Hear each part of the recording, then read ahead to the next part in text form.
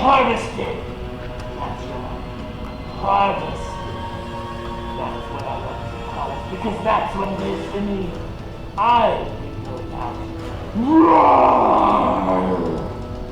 Yeah! I do trick-or-treating! Even ghouls! Yes! Even ghouls! Like trick-or-treating. So, kiddies, let's see what I've got in my Halloween bag. You, Mr. Montgomery, shall get it soon enough, so sit there and drink your coffee. Let's see what I've got in my bag. Put that here, don't take it. I've got one of my favorites. Nice. Yes, I pulled it from the carcass myself. That's right. Let me see what else I have. Part of a human skull. A head which I crushed myself. I crushed it to bits, but I shrunk it first. It was a painful death. And then I picked the flesh and fed it to my ghoul. That's right, you have to keep ghouls happy. And then my favorite of all. Yes. My favorite of all, the best yet, was a head of a horse. Look at that. Someone gave me the head of a horse. I can't wait to dig in. Horses are foul beasts. Every one of them should be beheaded. I hate those things. So I was happy when I got the head of a horse. No, I don't know what to do with it. And you, Mr. Montgomery, the time has come for you. You know what's coming, don't you? Mr. Montgomery is doomed. Roar! Roar! Roar! Roar! Roar! Roar! That's it. Okay. Now that I'm done with that annoying bear, I should probably... Bear tastes yummy. I should probably teach AOK. And today what we're going to do is do another Unpacking the Essay question. That's right. Yeah, you actually thought it was a Skeletor man, didn't you? Yeah, you did. I actually would have done it in there, but that's hot as heck, let me tell you. Poor Mr. Montgomery, he's getting abused today. Woo! All right. Hello, welcome. Welcome to the Halloween version of Unpacking the AOK topic. So today, well, it's the same day, but right now, I'm going to do topic number 2. Well, you can't see my fingers. 2, actually. Take away that one. 2. Oh, come back here, you. I'll put you over here. All right, anyway, we're going to do topic number 2 today. And topic number 2 will go up there. And then, I didn't know ghouls and fiends could have runny noses. All right, anyway. So, number 2 reads like this. Within areas of knowledge, how can we differentiate between change and progress? It's a good question. Answer with reference to 2 areas of knowledge. Within areas of knowledge, how can we differentiate between change and progress? So let's take a look. I'm going to put this over here, where Mr. Montgomery used to be. Remind me of how poor Mr. Montgomery has been having a bad, bad day. First he got shredded by a werewolf, and now the ghoul fiend Skeletor himself has given him grief. All right. So within areas of knowledge, how can we differentiate between change and progress? It is a good question. And so what do we have to define? What do we have to unpack? what do we have to, first of all, make clear, okay? Within areas of knowledge, don't worry about that one, that's AOK, okay? How can we differentiate between change and progress? Obviously, the two very important words there to define are change and progress. This is critical. You have to get a working definition of change and progress. And why is this so critical for this topic? I venture to say you would fail this topic if you do not have that clearly defined. And the reason for this is that the entire essay is talking about differentiating, can't even say it, that's how upset I am. Differentiating between change and progress. The title is assuming, it's making the presumption, the assumption, that change and progress are two utterly different things, and we need to know how we can differentiate between them. Okay? So if you don't define change and you don't define progress as being something different, how on earth will you ever talk about them in any meaningful sense? You won't. It will be nonsensical. And I know for a fact that some people won't, I don't mean in our school, I mean in the world when I grade these things. I know for a fact that many people will not define that well and their essays will be poor. I'm predicting. I'm using induction as a way of knowing and basing predictions about future, I'm making future predictions based on past experiences. So I don't know, I firmly believe, but I have good reason to believe it. Okay, so, look at my spooky hands. I bet you're jealous. You were jealous of Spooky Hat. Now you're jealous of my spooky hands. Sucks to be you. Anyway,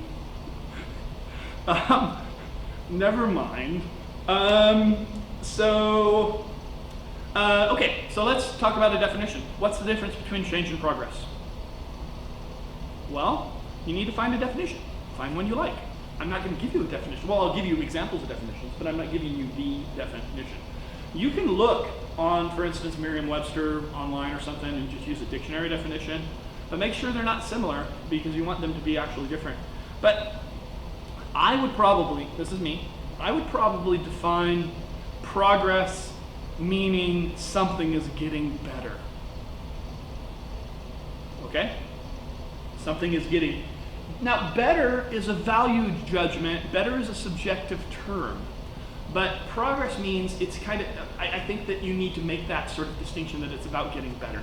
Now, getting better in history, and getting, I don't mean history like, I mean history is the AOK, getting better in math, getting better in science. Well, okay, that's going to need a definition in each of those areas of knowledge. So let's say, what would be getting better in science, okay?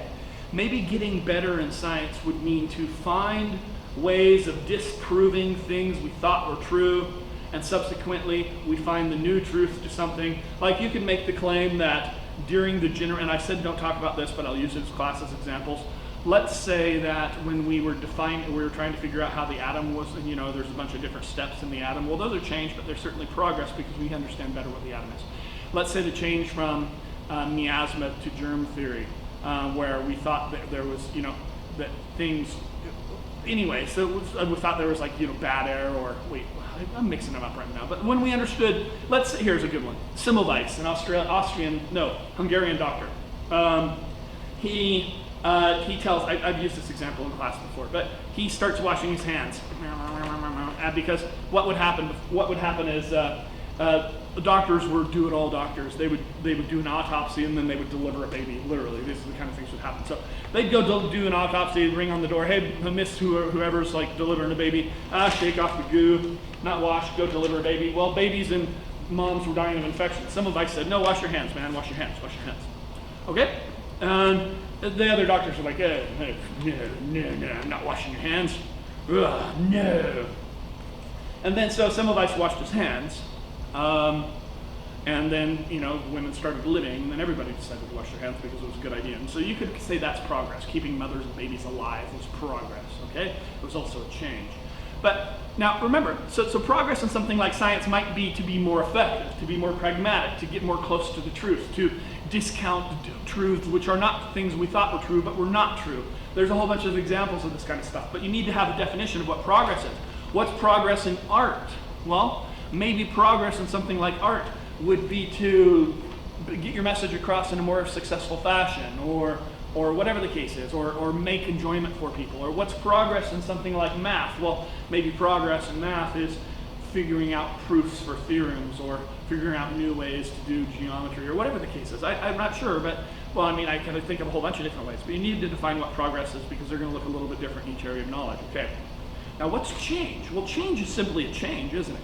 I mean, you could say that, let's say that we got a new Hitler, and, well, not Hitler, but whatever, we'll call him something else, but a new one, and a new basic same thing, and then they got rid of all of our rights in this country.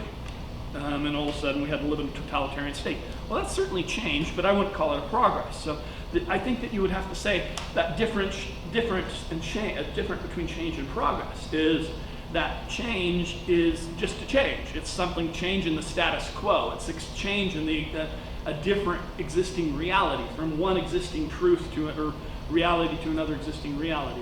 That's change. It doesn't necessarily need to be for the better. For instance, COVID was a change, but it sure as hell wasn't for the better. So we can see that changes and progress are two different things. Now, progress would be getting a vaccine.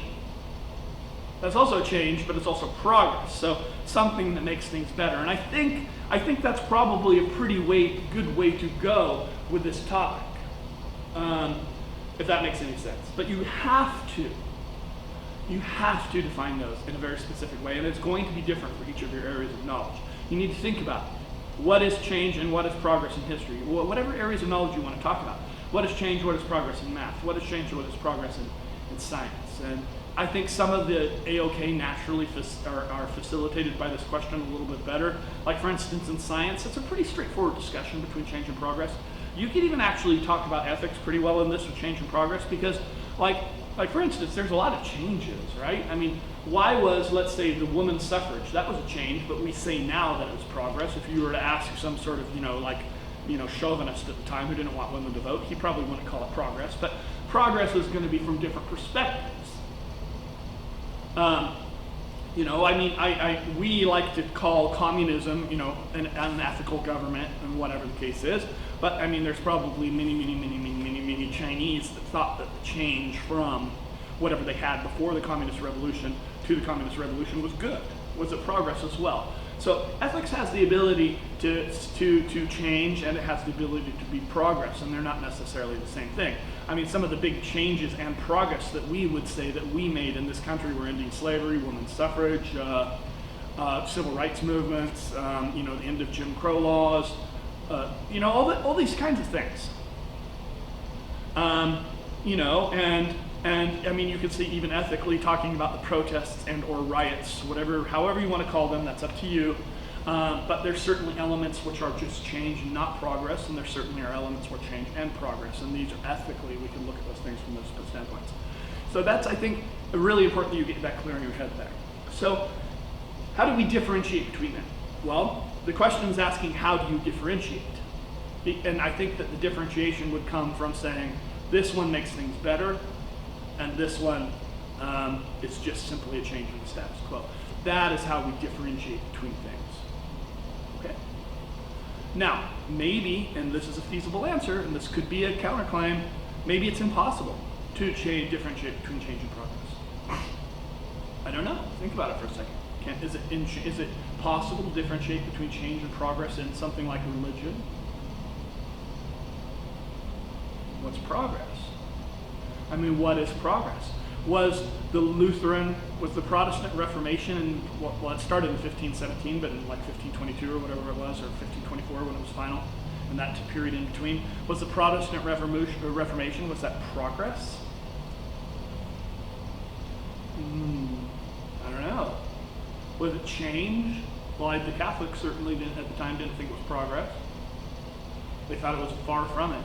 But for people who ended up following Luther out of the Protestant Reformation and threw off the yokes of the Catholic Church and got rid of all these sorts of things like indulgences and a bunch of other stuff, they thought it was progress, and for sure Luther thought it was progress, although he never wanted to split the church and he never wanted the resulting war which happened.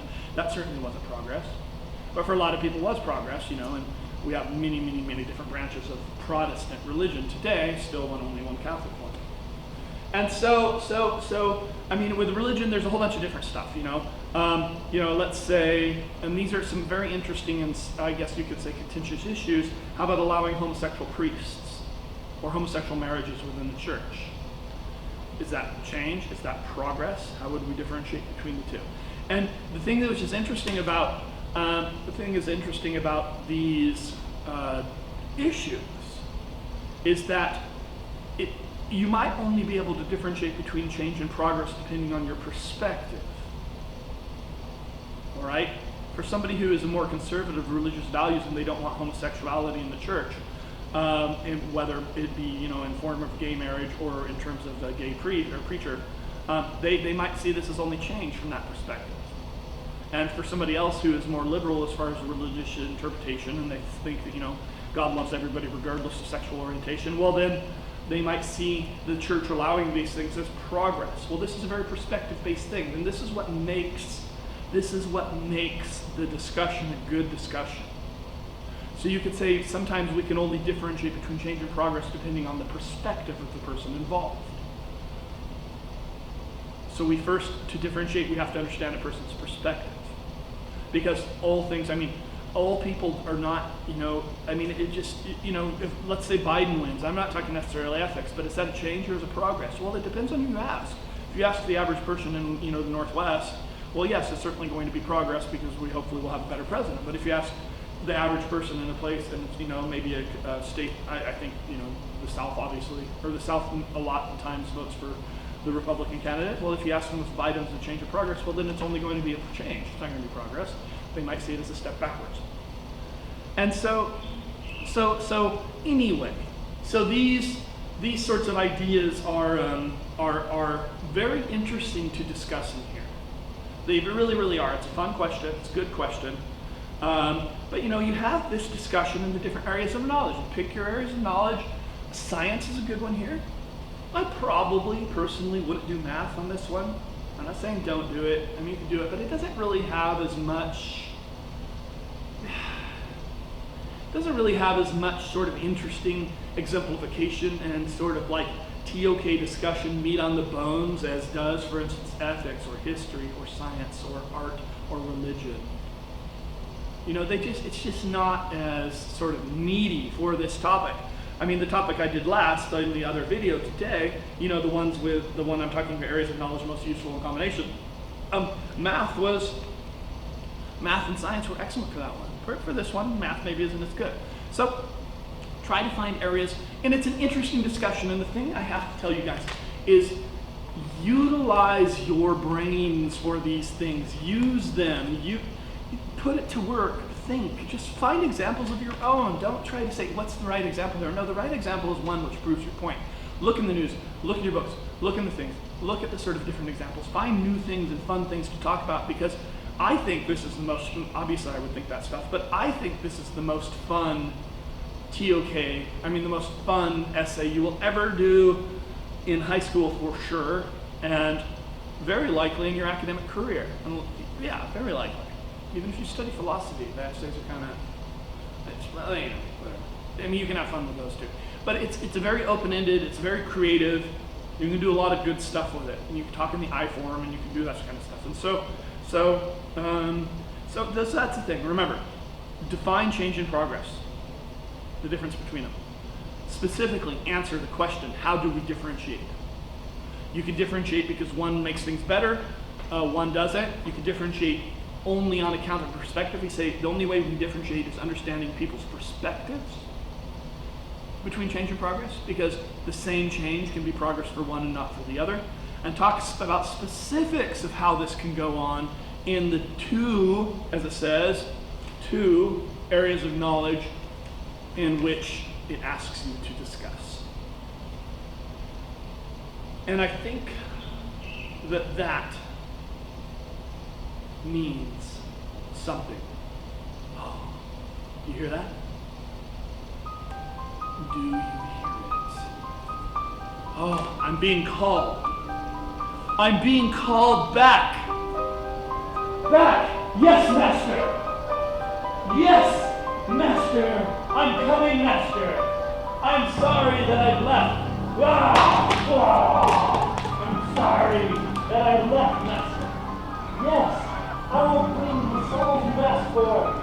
I was supposed to bring souls to the master and I got stuck! To AOK, to you ungrateful children. I shall be back to harvest most. Coming, master! Coming! I'm coming!